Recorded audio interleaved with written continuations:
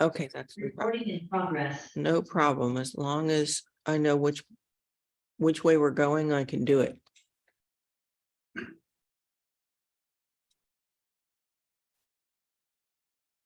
This cup was on my desk in Berkeley for many years. So it's really nice to have it here. One more transition. So I want to talk about several things today, how we practice in this time of transition. And a little bit about James Baldwin and a little bit about Dogen. So we'll go on a bit of a journey today. So I was thinking that it's an odd time. It's a time of transition. I'm not wearing a mask, and there's a reason for that.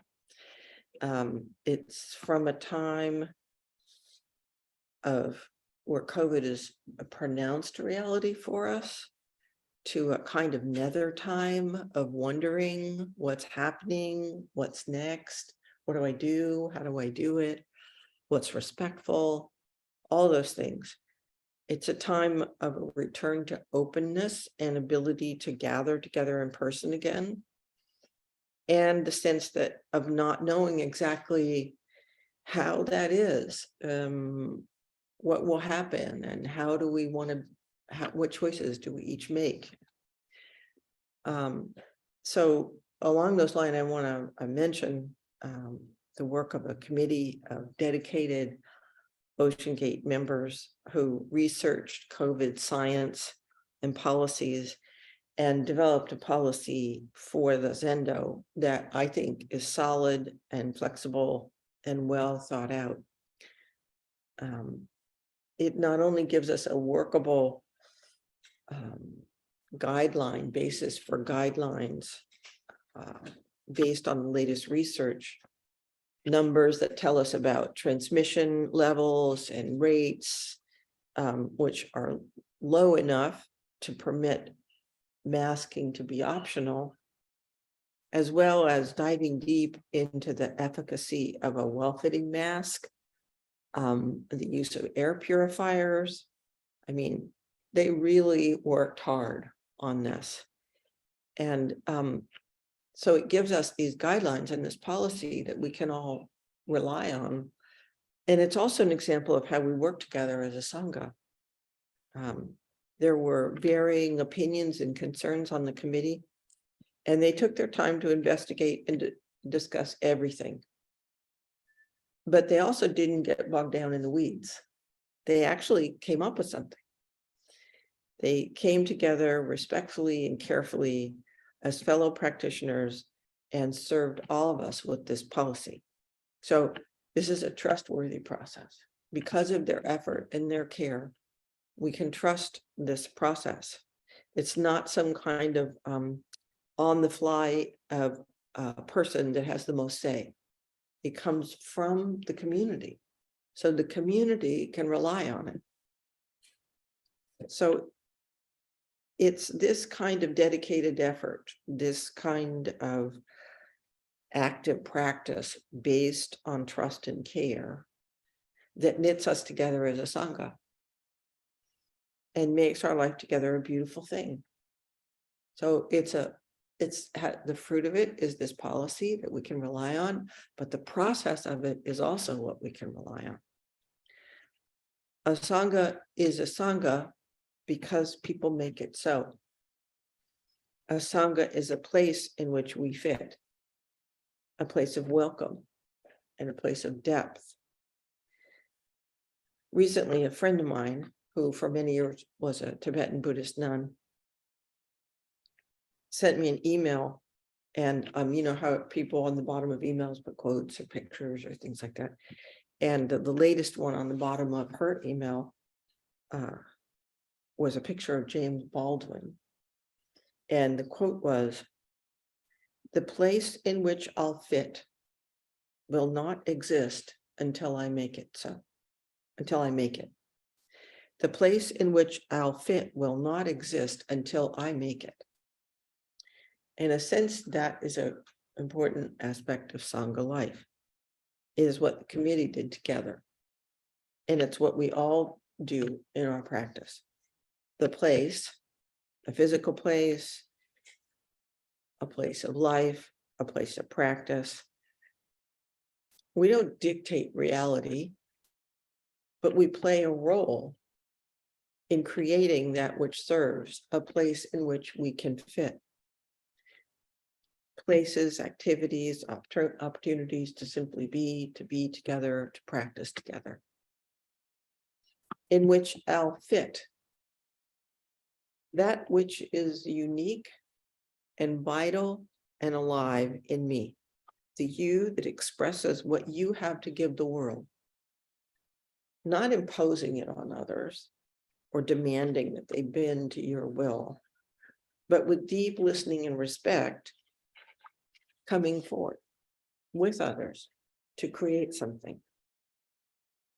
So this is not a fit without rubs or difficulties. It's not perfect. It's a fit. It's a way of being. And it will not exist until I make it. We have a responsibility to ourselves and to the world. We cannot passively wait for something to come along. We act in concert with reality, with what's possible in this moment, to make places, communities, events that serve light. At Ocean Gate and in all the other activities of our lives. So this is a challenging time for all of us, a time of transition, of searching and finding and losing our way. It's a time we need to remember what sustains and supports us. It's a time we need to listen, I think, to James Baldwin. Oh, there's many, many times we should listen to James Baldwin on many things. But when we listen to him in this way, we can help create what carries us, what carries our values, and we can act to open what we have found of value to others, and we can do that joyfully. I think I know, and we all know, life brings blows, heartaches, old wounds are reopened. Things we thought we had dealt with reemerge. And we can be blindsided by the power of them. Looking into the future, the sense of optimism that previous times may have had is harder. Maybe. War and the vividness of systemic toxic bias, racism, sexism, all those things. Violence and inequality and the climate crisis can flood our world. And along with everyday, sometimes overwhelming struggles, the loss of a job, money troubles, relationship troubles, unwanted transitions, or even wanted transitions. The time of reckoning that is upon us. All that is the world we live in. All that calls on us to take responsibility in this way with others. It can feel as if we are groping in the dark. I think, maybe you'll agree, and wondering where the path can lead. We see the challenges, the need for change, and for the deep grounding that will allow us to skillfully negotiate our way through our own particular lives, and always, always, always with others. That is the buddy system of reality. Humans, non-humans, trees, everything.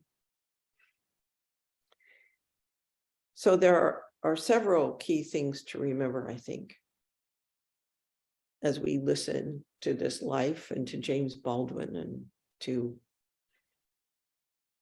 how we want to negotiate this time.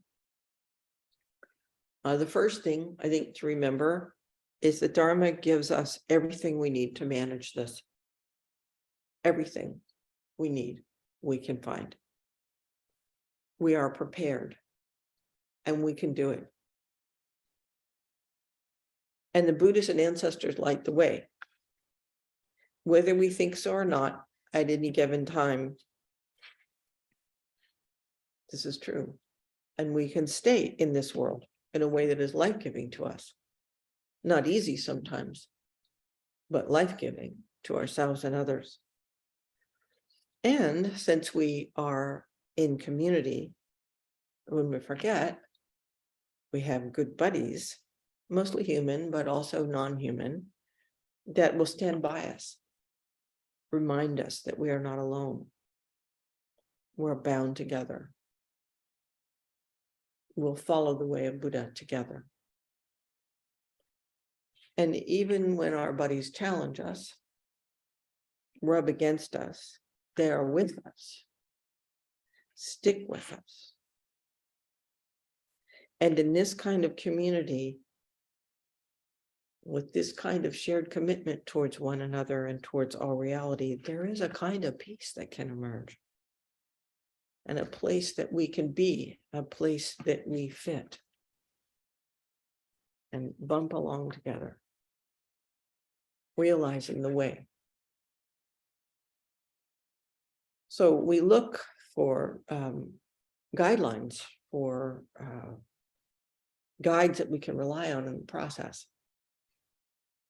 And one of them, I think, is can be found in Dogen Zenji's TenzoKyokun, the instructions to the cook. So the head cook of a Soto Zen monastery is a very busy person. They have menu planning, managing and the purchased or donated ingredients, the people in the kitchen, which is often the most challenging thing, timing of the meals, cooking and cleaning up. I mean, it's a really dynamic, intensely responsible position, managing all that. I think it's a great example for what we have to do in our life. Dogen points out that this position is given to a person mature in the way. It's not something secondary. Oh, that person over there cooks so the rest of us can sit. That is not the way it's seen. It's a highly respected position.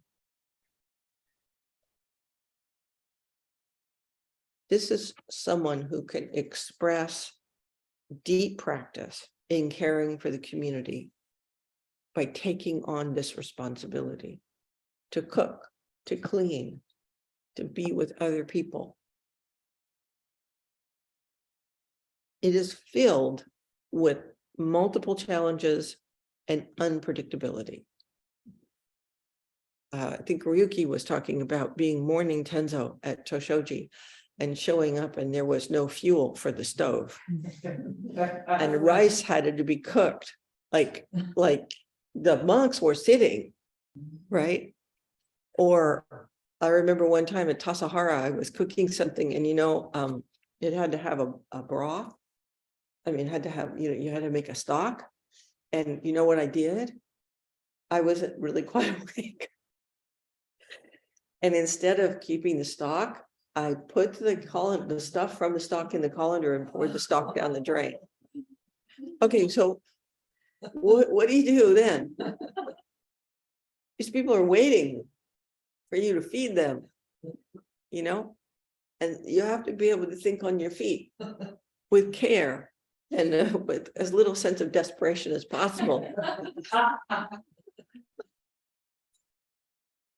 Yeah, it's unpredictable. It's challenging. It's life, right? A monastic Zen kitchen is a great training place for life. But we don't have to wait to go to a monastery to have that kind of training. We do it every single day. In a sense, Dogen's words about the monastic cook suit this situation in our lives to a T. So in this text, Dogen writes that the Tenzo should cultivate and maintain three aspects of mind and heart: joyful mind, heart, kishin, parental mind, or as Reverend Jisho Siebert puts it, elder's mind. I like that. Mind, heart, Roshin, and a great or magnanimous mind heart, Daishin. So notice that each of these terms has the word shin in it, S-H-I-N, which is often, perhaps usually translated as mind. But that's tricky for us because it doesn't mean, what's between our ears. Something closer is mind heart. We have a tendency to split mind and heart and to rely heavily on this between our ears part of our body and mind. And we split off the body. So it's interesting to look at this and to consider how it shows us how we relate to the world and how we can relate to the world. Dogen's teachings don't make this split. And they don't make split between body, heart, and mind. The Dharma is approached through every aspect of life. So we think about the Dharma, we deeply reflect upon it, we consider how to integrate the teachings into our lives, we welcome our heart into the process, we come to know our heart, not our ideas about it, not some kind of just like emotional something, but what it actually is, which may come as a surprise. We open and extend our heart. And we also learn how to transform it by engaging in the teachings that guide us in this way. Compassion in this way is not an emotional roller coaster, but a precise and caring method of engaging in awakened activity with both our minds and hearts and others. Body is a practice, is a pathway of practice. To sit, to move in certain ways teaches us something. This something may or may not come into what we usually think of as knowledge. Considering the body, we come to know that our body is not and has never been separate from others, the entire environment. And we learn through the body. When we bow, when we sweep, when we sit, when we cut carrots, when we drink a glass of water, when we dance, when we move. The body teaches us. So each of the mind, heart, body aspects or attitudes that Dogen is asking us to cultivate come alive in each of these dimensions. So we need to consider this.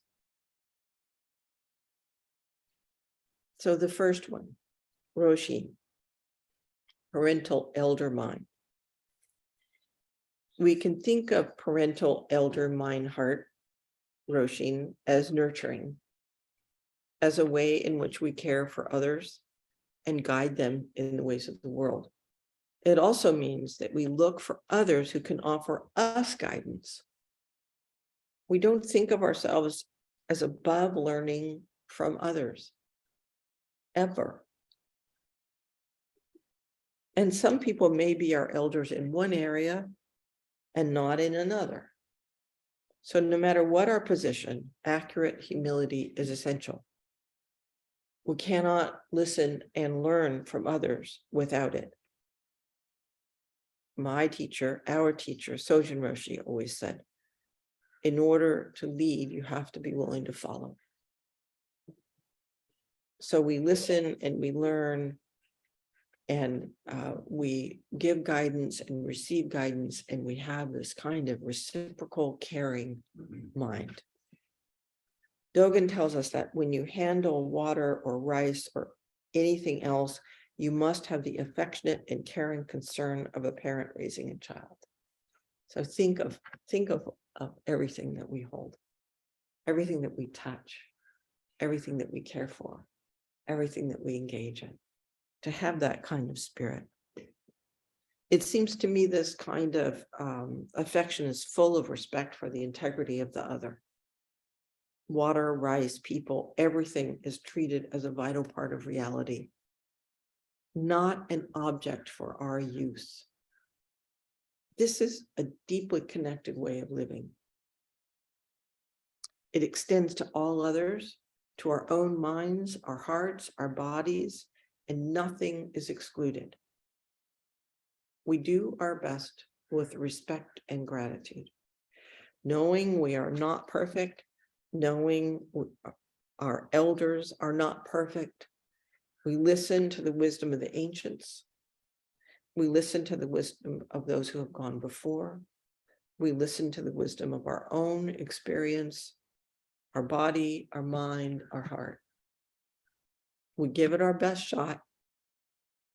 And when we miss, we pick up the pieces and take the next step. That in itself is an expression of elders' wisdom. So I was reminded again of John Lewis and his perspective on giving up in the face of continued racist violence and pain. And, he was like, giving up, like, what's that about? When do we give up? He knew what it meant to keep going when it was the only option. There is grace and wisdom and freedom in knowing you're keeping on.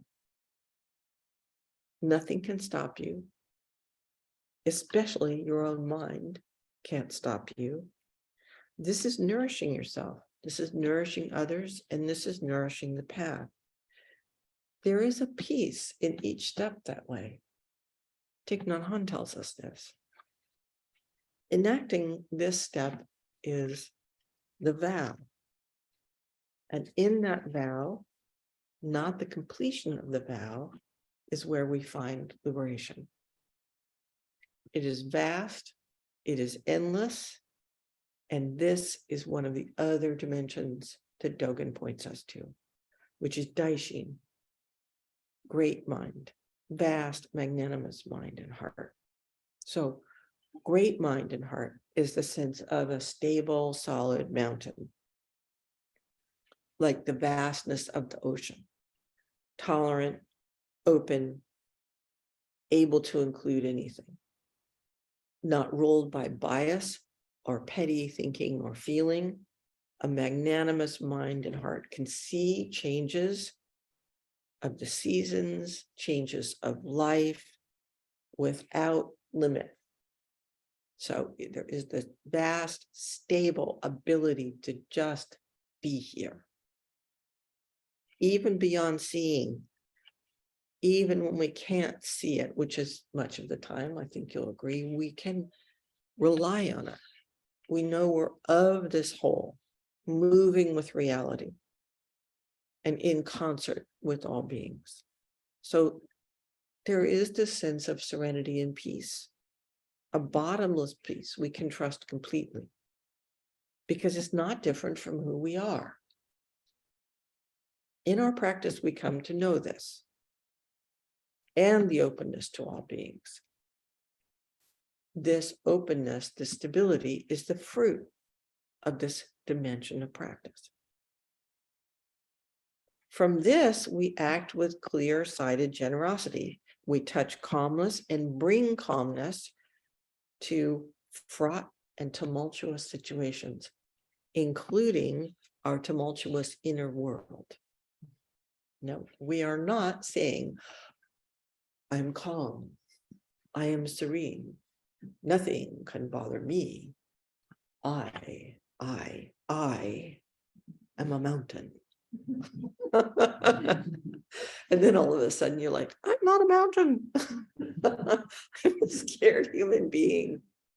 I'm hurting. I'm angry. I'm struggling. I just got knocked for a loop. Okay. Come back. Come back. So we cultivate reminding ourselves that we are not different from this mountain, this serenity, even when it feels very far away. Doing this brings us to the last of the three minds I want to talk about today, Kishin, joyful mind. And I think this may be of particular importance to us right now. Joyful mind is not the accomplishment of banishing suffering and pain and heartache. As I said before, good luck with that. If you're trying to play whack-a-mole with any form of suffering or heartache, that's what you'll do with your life. You'll be constantly looking. Where is it? Whack. Where is it? Whack. Where's it? Pop. Whack, whack, whack.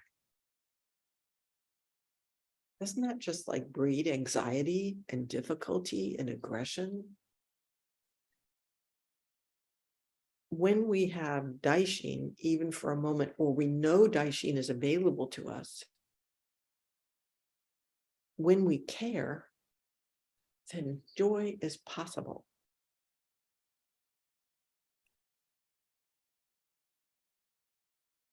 Our world is our world. It is the Saha world. And joyful mind and heart is right there in the midst of everything. We cannot manufacture it or grasp it or set up conditions that will guarantee it. I recently saw this study, which I think is really good, but also a wee bit problematic. So they did the study and they said, people will be healthier if they include a certain amount of awe in their lives. Sounds good, right? And then I thought, I can just see it. Okay, I have 15 minutes before my next meeting. Where's awe? Come on, come on. Give me some awe. I need it. I need to be healthy. I need to be healthy. So I need some awe right now. Spit it out.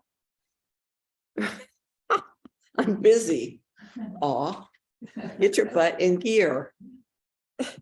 Doesn't work that way, right? But we can take care of ourselves and establish ourselves with some trust that the mountain is there, even when we don't see it.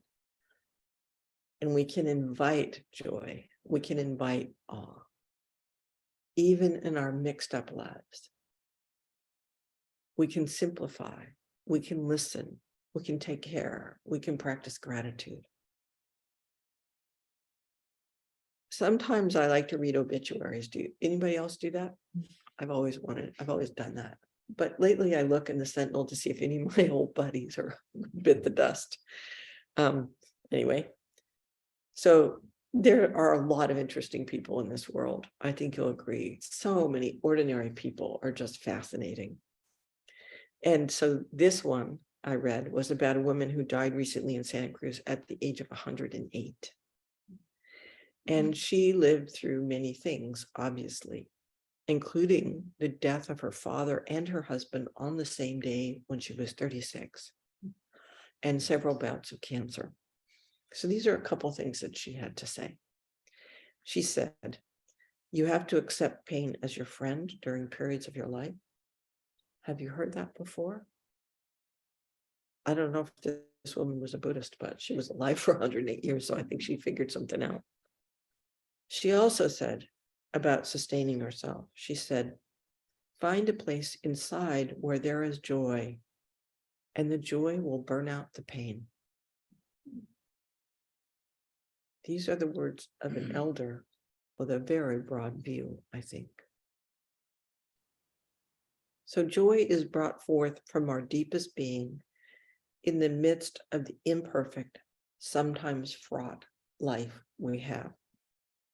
Right alongside, in the midst of situations of grief and fear, pain, frustration, heartache, anxiety, boredom. And when it does emerge, everything changes. Our world changes. It opens. It settles. Our sense of perspective is restored.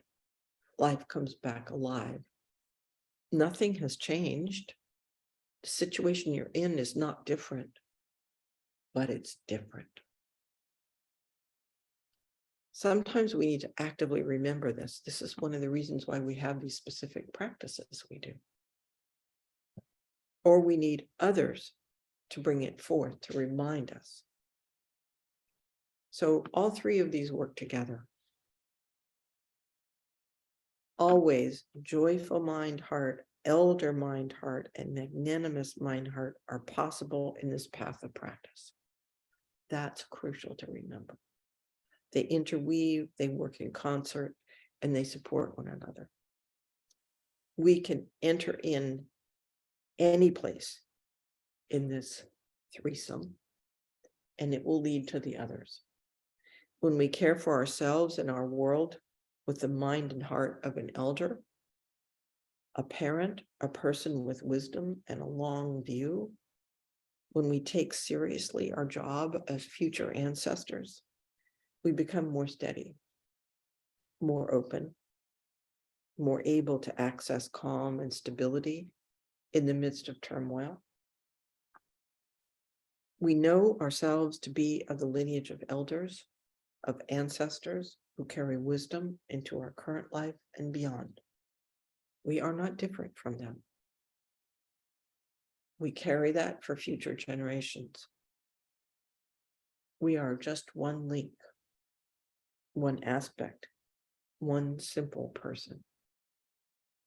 And that is more than enough. We have equanimity and a magnanimous view when we remember this. With this long, broad view and the peace, at least occasional peace, that it can bring, the fleeting presence of joy can be felt with gratitude.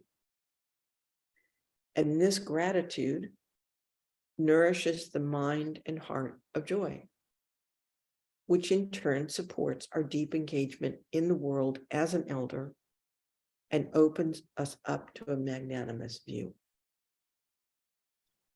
When we establish a generous, magnanimous mind, so if we come at it from that point of view, that includes all beings and rests deeply in the teachings in the community of life, our desire and capacity to care for others accurately and with empathy grows.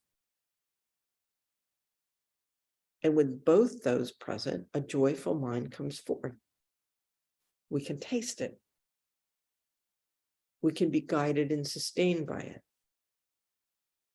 We can share it with others. We can keep our perspective and our sense of humor, our humility, and our connection with all beings.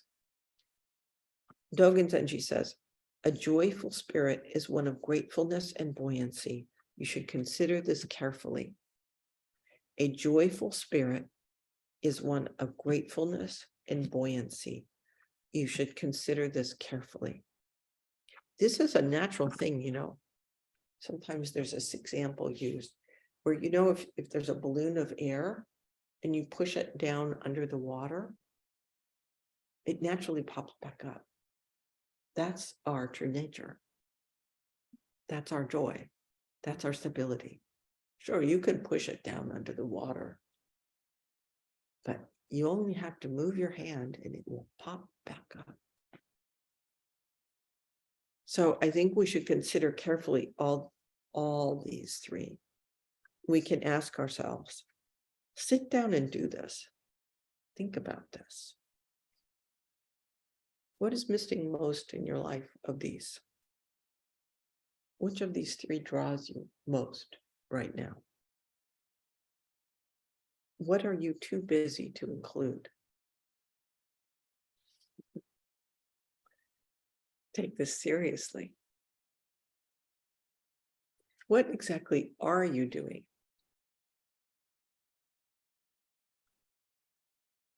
What and how can you actively dive into what will bring you alive in accord with these three minds? Make this concrete. Make a deal with yourself. If you can, make a deal with a buddy. Something that will keep you gently close to this in your mind and heart. Think of the words of James Baldwin. The place in which I fit will not exist until I make it. With all, I would add, with all beings. Find a few words or a place or a posture or a song or an act of giving that recalls you to this. Sit down with it. So there is zazen, there is shikantaza, and we don't confuse that with another practice. But we are not barred from cultivating elements that support us. Dogen wrote often of these things, including in this fascicle. So we do this every day, and we support nourishing ourselves and others.